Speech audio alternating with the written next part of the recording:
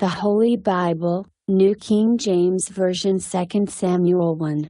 Now it came to pass after the death of Saul, when David had returned from the slaughter of the Amalekites, and David had stayed 2 days in Ziklag. On the 3rd day, behold, it happened that a man came from Saul's camp with his clothes torn and dust on his head.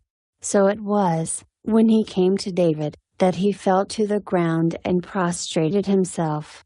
And David said to him, "Where have you come from?"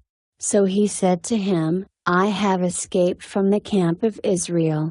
Then David said to him, "How did the matter go? Please tell me." And he answered, "The people have fled from the battle, many of the people are fallen and dead, and Saul and Jonathan his son are dead also."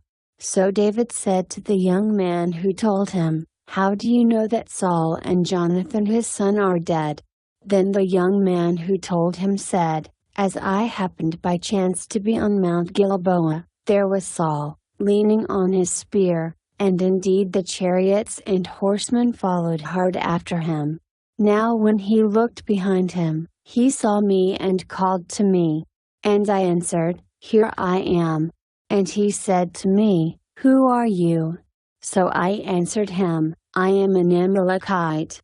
He said to me again, 'Please stand over me and kill me, for anguish has come upon me, but my life still remains in me.'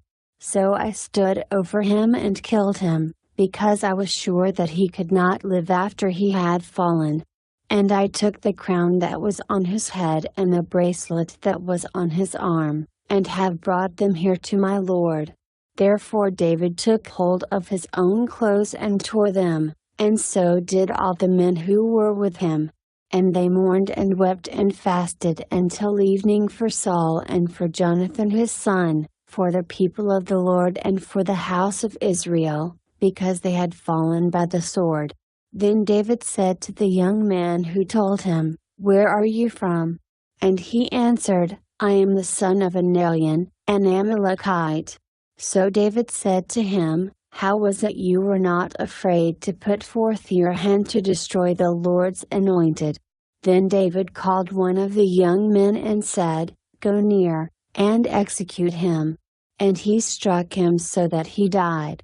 So David said to him, "Your blood is on your own head, for your own mouth has testified against you, saying, 'I have killed the Lord's anointed.'"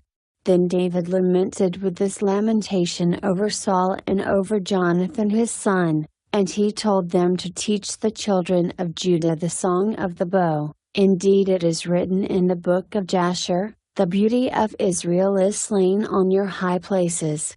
How the mighty have fallen. Tell it not in Gath, proclaim it not in the streets of Ashkelon, lest the daughters of the Philistines rejoice, lest the daughters of the uncircumcised triumph. O mountains of Gilboa, let there be no dew nor rain upon you, nor fields of offerings. For the shield of the mighty is cast away there, the shield of Saul, not anointed with oil. From the blood of the slain, from the fat of the mighty, the bow of Jonathan did not turn back, and the sword of Saul did not return empty.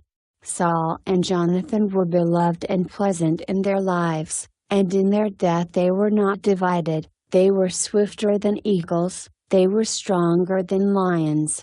O daughters of Israel, weep over Saul, who clothed you in scarlet, with luxury, who put ornaments of gold on your apparel. How the mighty have fallen in the midst of the battle. Jonathan was slain in your high places.